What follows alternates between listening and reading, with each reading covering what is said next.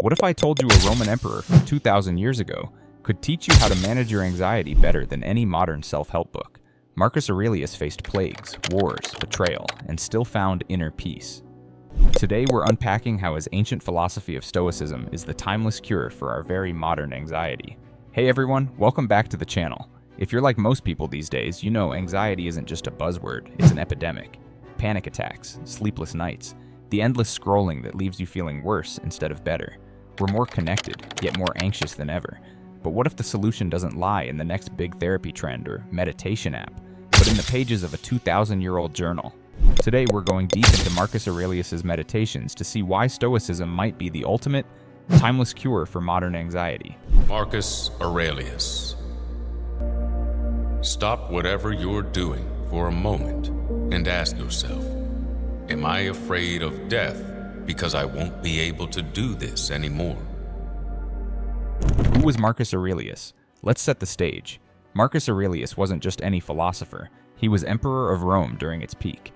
Imagine running the entire known world while dealing with wars on the frontier, a devastating plague that killed millions, political conspiracies, and constant personal tragedy. He lost children. He faced betrayal from his closest allies. And through it all, he kept writing in his private notebook, trying to remind himself of how to stay calm and rational. These writings weren't meant for publication. They were private notes to himself, honest, raw, vulnerable. That's why they resonate so much today. You're not reading some perfect, polished treatise. You're reading a stressed-out man trying to give himself pep talks in the face of chaos. Sound familiar? Anxiety then, versus anxiety now. You might think, come on, it was simpler back then. No 24/7 news, no social media doom scrolling. True. But imagine facing barbarian invasions, plagues without medicine, and the pressure of ruling an empire. Anxiety isn't new, it just changes shape. Today, our battles are more psychological. We worry about job security, climate change, political polarization, our own self-worth measured by likes and followers. But the mental reactions, the racing thoughts, fear of the unknown, catastrophizing, those are exactly what Marcus was writing about. He didn't have Twitter, but he had senators plotting against him. He didn't have a mortgage, but he had to manage an empire's finances in crisis. His approach to anxiety was brutally honest. You can't control most of what happens, but you can control how you respond.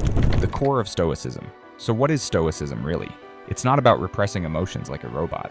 It's about recognizing what you can and can't control. Marcus Aurelius summed it up beautifully. You have power over your mind, not outside events. Realize this and you will find strength. This core idea is surprisingly modern. Cognitive behavioral therapy, one of today's most effective anxiety treatments, is built on a similar foundation. It's about challenging catastrophic thinking and reframing your perspective. Marcus was basically doing CBT before it was cool. Control what you can. One of the biggest sources of modern anxiety is our obsession with controlling everything. We want certainty about the future. We want everyone to like us. We want guarantees that our plans will work out. But Marcus reminds us that these things are illusions. In his meditations, he constantly tells himself, if it is not right, do not do it. If it is not true, do not say it. He focused only on what was within his power, his own actions and reactions. He wrote about accepting fate, not in a passive way, but with the understanding that fighting what you can't change only drains you. Imagine applying that today. You can't control global economic trends, but you can control your spending. You can't stop people from talking about you, but you can choose not to be defined by them. It's not easy, but it's freeing. Negative visualization. Here's a technique Marcus and other Stoics use that sounds grim, but is surprisingly effective for anxiety. Negative visualization. Instead of avoiding thoughts about bad outcomes, they deliberately pictured them. Marcus would remind himself, you could leave life right now. Let that determine what you do and say and think.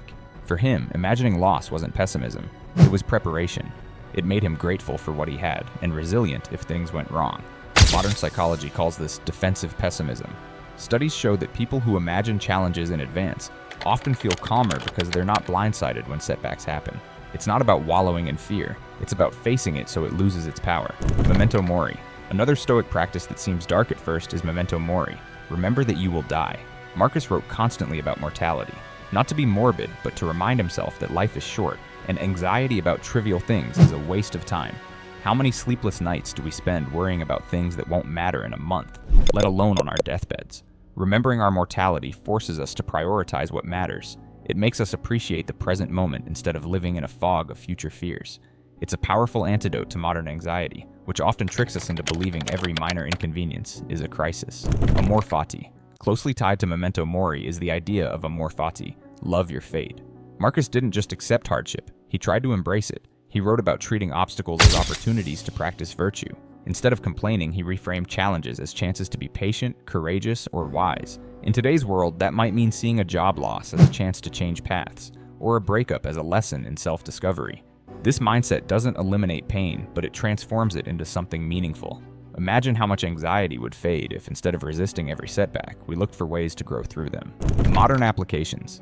So how do we actually use this in 2024 when the world feels almost designed to keep us anxious and distracted? It starts with the smallest shift in mindset. Next time you're bombarded with panic-inducing news alerts or endless doom scrolling on social media, pause and ask yourself, can I control this?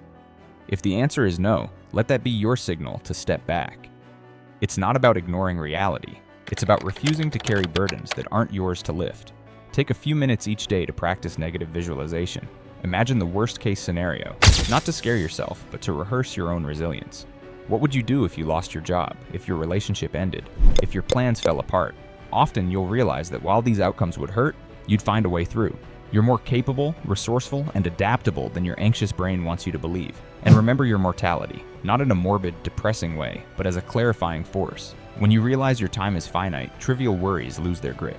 Would you really want to spend your limited days obsessing over what someone said about you, stressing over social media likes, or replaying an awkward conversation in your head? Probably not. Why Marcus still matters. It's easy to dismiss ancient philosophy as irrelevant in a world of AI, global crises, and constant connectivity, but that's exactly why we need it. Marcus Aurelius was a man with absolute power who chose humility and self-reflection. He faced the collapse of his empire with calm acceptance. We might not be emperors, but we deal with our own version of empire building, our careers, reputations, social circles. And when those things shake or collapse, we panic. Marcus shows us there's another way, not to be emotionless, but to be steady, not to avoid fear, but to see through it. That's why his words still matter. They cut through the noise and speak to the universal human experience of facing chaos and trying to remain whole. Stoicism's timeless cure. So is Stoicism really the timeless cure for modern anxiety? I think Marcus would say it's not a cure in the sense of erasing worry forever. It's a practice, a daily choice to focus on what you can control, to see challenges as opportunities, and to remember what really matters. In a world that profits from making you anxious, selling you the next quick fix, the next distraction, Stoicism invites you to slow down, think clearly, and act with intention. It's not easy, but then again, nothing truly worthwhile ever is. Thanks so much for watching. What do you think about Stoicism? Have you tried any of these practices? Let's chat in the comments. If you found this video helpful, hit that like button, subscribe for more thoughtful content, and share it with someone who could use a little ancient wisdom in their modern life. Stay calm, stay strong, and I'll see you next time.